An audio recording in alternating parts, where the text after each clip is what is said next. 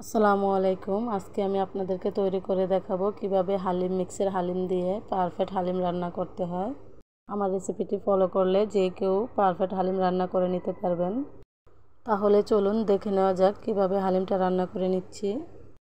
এখানে আমি একটি হালিম মিক্সের হালিম নিয়েছি। এখন আমি হালিম মিক্সের প্যাকেটটা খুলে নিব। হালিম মিক্সের প্যাকেটে দুটো প্যাকেট থাকে। বড়টি হচ্ছে হালিম মিক্স আর ছোটটি হচ্ছে হালিমের মশলা।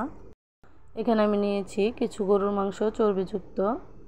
অবশ্যই চর্বিযুক্ত মাংসটা নেওয়ার চেষ্টা করবেন, তাহলে হালিমটা খেতে ভীষণ মজা হয়। এখন আমি হালিমের মশলাটা একটা বাটিতে নিয়ে নিব।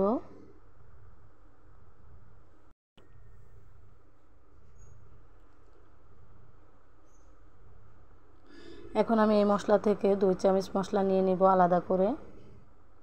পরবর্তীতে আমি এটা ব্যবহার করব।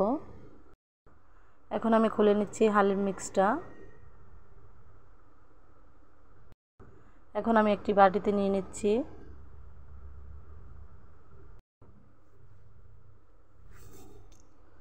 এখন আমি একটি চামচের সাহায্যে নেড়েচেড়ে বাতাসটা বের করে নিব। এখন আমি দিয়ে দিচ্ছি ফুটানো গরম পানি। এখন আমি হালিম মিক্সটা নেড়েচেড়ে মিক্স করে নিব। অল্প অল্প পানি দিয়ে হালিম মিক্সটা মিক্স করে নিতে হবে, তা না হলে দলা পাকিয়ে যাওয়ার সম্ভাবনা থাকবে।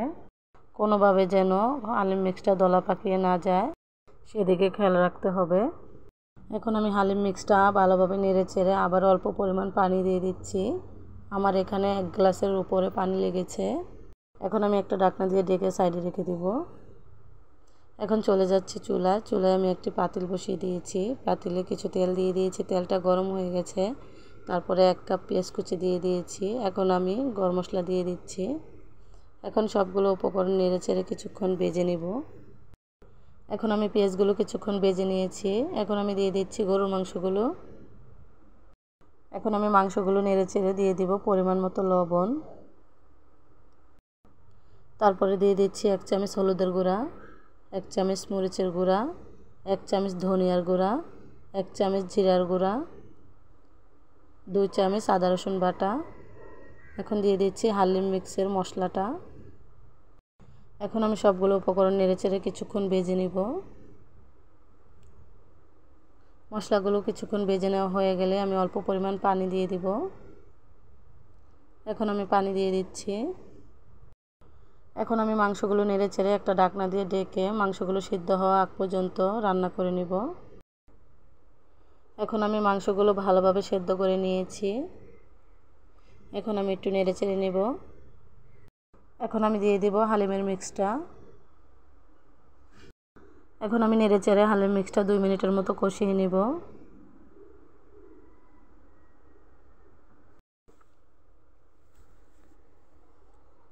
ফিরে আসছি 2 মিনিট পর। এখন আমি দিয়ে দিচ্ছি পরিমাণ মতো ফুটানো পানি। এখানেও অবশ্যই ফুটানো পানিটা দিতে হবে। এই পর্যায়ে চুলার আঁচটা মিডিয়ামে রেখে একটা ঢাকনা দিয়ে ঢেকে 20 মিনিটের মতো হালিমটা রান্না করে নিব। 20 মিনিটের ভিতরে কিন্তু অবশ্যই ঢাকনাটা খুলে বারবার নেড়ে দিতে হবে, তা না হলে নিচ দিয়ে লেগে যাবে। ফিরে আসছি 20 মিনিট পর। এখন আমি হালিমটা বাগার দিয়ে দিব। এখন আমি একটি কড়াইতে কিছু তেল দিয়ে দিয়েছি, তেলটা গরম হয়ে গেছে। তারপরে আমি কিছু রসুন কুচি আমি ব্রাউন কালার করে ভেজে নিয়েছি। এখন আমি দিয়ে দিচ্ছি হালিমের উপরে। তারপরে দিয়ে দিয়েছি হালিমের যেই মশলাটা রেখেছিলাম সেই মশলাটার সাথে দিয়ে দিয়েছি কিছু পেঁয়াজ বেরেস্তা। এই হালিম রান্নাতে লবণের পরিমাণটা একটু বুঝে দিতে হবে, যেহেতু হালিমের মশলাতে লবণ থাকে।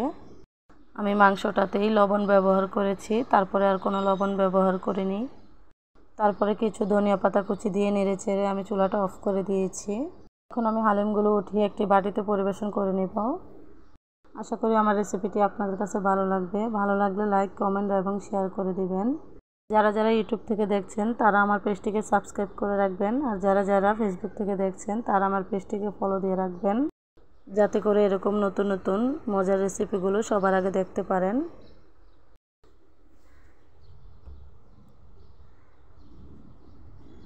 এখন আমি সবগুলো হালিম বাটিতে উঠিয়ে নিয়েছি। এখন আমি দিয়ে দিচ্ছি উপর দিয়ে কিছু পেঁয়াজ বেরেস্তা। হালিমটা একটু আমি সাজিয়ে নিচ্ছি।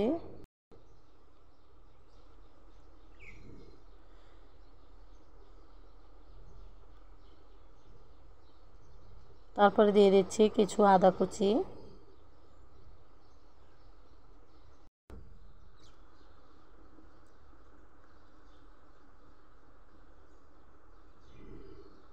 এখন দিয়ে দিচ্ছি কিছু ধনিয়া পাতা কুচি, তারপরে দিয়ে দিচ্ছি কিছু কাঁচামরিচ কুচি,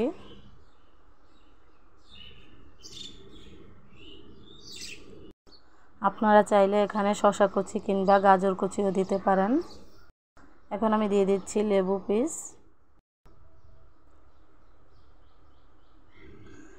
তারপরে উপর দিয়ে কিছু গাজর কুচি দিয়ে দিচ্ছি।